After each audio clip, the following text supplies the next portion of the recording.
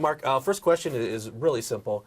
Just what is your message tonight that you're going to be giving to these IPFW students? Well, I want to talk about what college sports means in America, and then also what we're trying to do in the NCAA to make sure they understand this is about sports, but it's sports in the context of higher education. This is about, making sure they get an education, they're successful, making sure that they're being treated in a way that's consistent with their health and well-being, and making sure that it's all done in a fair and consistent fashion. In the broader scope of things, how does a school like IPFW, a school that's a mid-major type without football, how can they thrive in the current climate of the NCAA? Well, I think they have a great opportunity to thrive, and indeed they've been doing so in a number of ways. First of all, they thrive within their conference, and the Summit League has been a very, very good competitive conference, and they fit into it really nicely. They got a long way to travel in some cases. The geography's a little tough, but it fits them pretty well. And then if you're competing for conference championships, well, then you're competing to get into the NCAA tournament. And our tournaments have been structured in a way that the seeding works pretty darn well, and you'll see, as we do every year in each of our sports, schools from pretty small mid-majors come up and do really nicely. People talk about just the evenness that you'll see across college sports. Do you feel like, you've been the head of the NCAA since 2010. Do you feel like there's more or less parity in college sports than there was in 2010 now?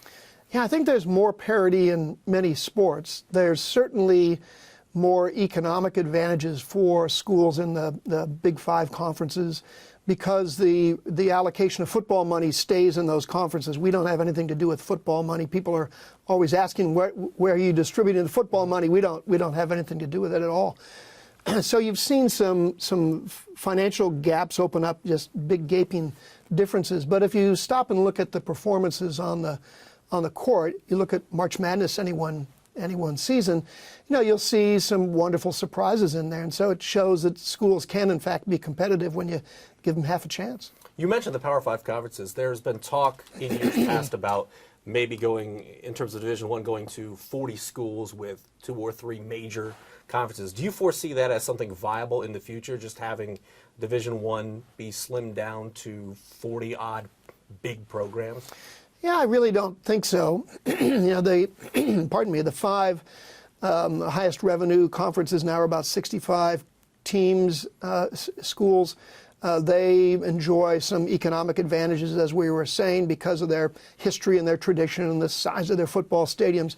But they're thriving right now inside the current Division I structure. They like it. Everybody seems to like having them together. So I think it's very unlikely that the members will want to split into a 4th division. You mentioned kind of the money there.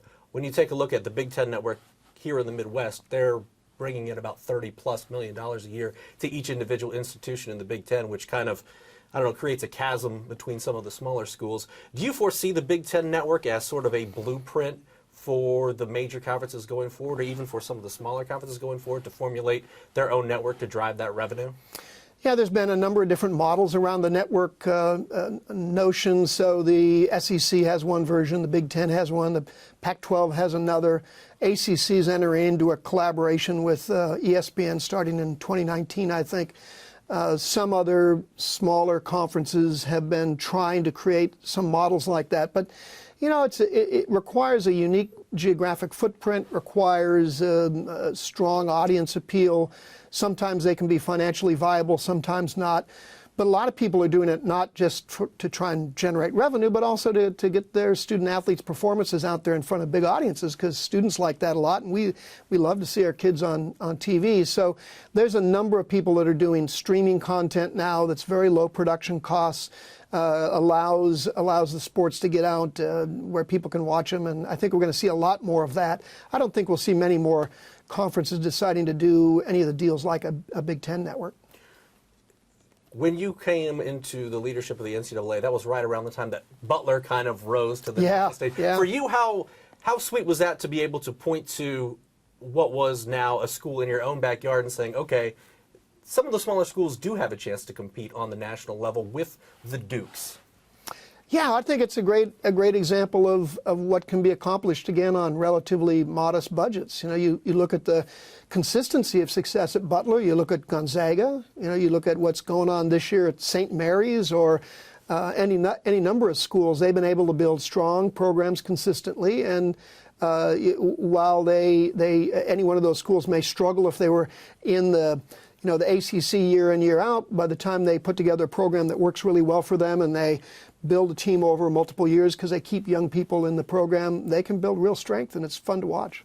IPFW obviously earlier in the season had a big victory against IU. I don't know. Yeah, they did. Yeah, it kind of made national headlines. It was a huge win for them. Yeah, it was great. But for a school that has roughly an athletic budget of $7 to $8 million, they're competing against a team like IU that has 10 times that. Sure. What can IPFW do specifically going forward to continue to grow this program, to continue to grow this school?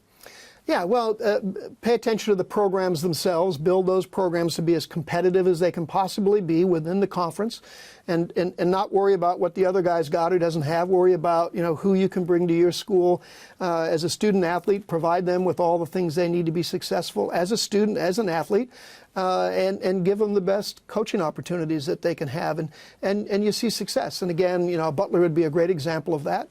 Had a terrific coach there. Everybody thought, well, it might be unique to that coach. He leaves, and Butler carries on. So programs can do those things, and so can the teams here. Obviously, student athletes getting paid is certainly a hot topic, something that you deal with. You've been pretty outspoken in the past about making sure that student athletes do not receive money for participation. What's the reasoning behind that? And is that something that you guys are continually revisiting, or something that's just not going to occur during your tenure as an NCAA president? Well, frankly, it has nothing to do with my tenure. It's the position of all the universities in America. The decision to continue college sports in America is driven by this notion that these are students playing students, and that universities and colleges don't want it to become employees playing employees. If you want to watch a professional sports game, there was a pretty good one last Sunday on TV, But universities have philosophically said, no, we don't want to have professional teams. We want to have the relationship that we have with our athletes to be those of students. We don't want to go out and hire them. We want to recruit them and have them come to our campus. If you're going to just turn it into a professional league, why in the world would you hire an 18-year-old? Why wouldn't you hire a 24-year-old? If you're going to hire them and pay them, why would you want to complicate things by making them be a student and go to class? If you're going to have them be an employee, then why would you want them to leave after 3 years? Why don't you keep them for 6 or 8 years? So the model of student athletes being students versus college athletes as employees are just two philosophically different notions. And I've never met any university president or academic leader that thinks that turning them into employees is a good idea. I think it would be the end of college sports as we know it. Kind of playing off that, you mentioned March Madness a little bit earlier. We're going to see a lot in the next month of college superstars that are one-and-done athletes. I know that's something you guys talk about, is brought up a lot. What can you guys do to kind of quell the exodus of some of the stars that are only going to spend 1 year in college? Or is that something you guys are revisiting in terms of maybe, putting limits on, 2 years, 1 year, however many years a guy is going to spend in college? Yeah, sure. Specifically to basketball. Yeah, so let's stay with men's basketball. So the most important thing is to note that those rules aren't our rules or universities' rules. They're the NBA rules. So the whole one-and-done notion is enshrined in the labor agreement between the players and the owners of the NBA. And they're the ones that say, no, you cannot join our league. You cannot become part of this union, literally, until you've been out of school 1 year or played 1 year in college. They don't want people coming out of high school. Remember the LeBron and the Kobe years, you could come right out. Well, they put in place this rule. The owners would love to increase that. I think, I shouldn't speak for them, but we hear the owners would love to increase it to 2 or more. Adam Silver's advocated that. The union's debating that with them. So my own personal view is that if a young man wants to go play in the NBA and they don't want to go to college, don't go to college. We want people to be in college who want to be in college. They want to be a student. They want to be serious about being part of a collegiate environment. And I don't think anybody should be forced to go to college when they have no interest at all in being in college. I think it makes a travesty of the whole collegiate model. So we very much hope that the NBA changes that policy and that rule. The baseball rule, what Major League Baseball has done is they've said, look, you can go right out of high school, but if you go to college, you got to stay 3 years. That works exceedingly well. People aren't denied access to professional sport at 17 or 18. Great, good for them. Go play ball if you want. But if you're going to come to college, be a college student, be a college athlete. What is the one topic that you guys maybe have a lot of discussions about internally, but that people don't really talk about? I mean, what's the one thing, if there is one, that you guys are continually hashing and rehashing that maybe people on the outside don't see? Well, I think there's 3 of them, and it's really going to be my theme for tonight. You know, most people are surprised how much time and attention we pay to the academic success of students. You know, you watch the college football championship this last month, and it's a pretty good football game. Clemson played a wonderful game. The world didn't note that 27 of those players on the field already graduated. Nobody noted that the MVP of offense and defense already had their bachelor's degrees. Those 2 teams are being really academically successful as well as elite football teams. We spend a lot of time on that. We spend an enormous amount of time on health and well-being. What can we do to make sure that the rules, the policies, the practices protect the health and physical and mental health and well-being of our students as much as possible? And we spend a ton of time on fairness. How do we do this in a way that's as fair to these students as it possibly can be?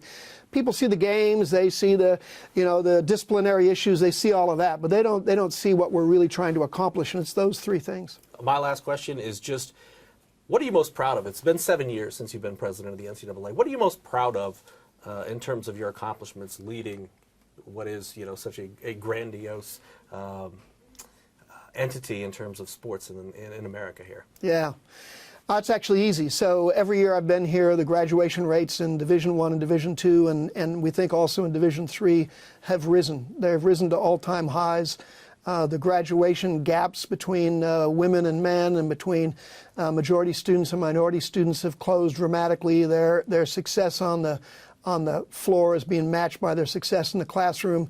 At virtually every university in America now, student athletes graduate at higher rates than the non-athletes. That's something I'm incredibly proud of.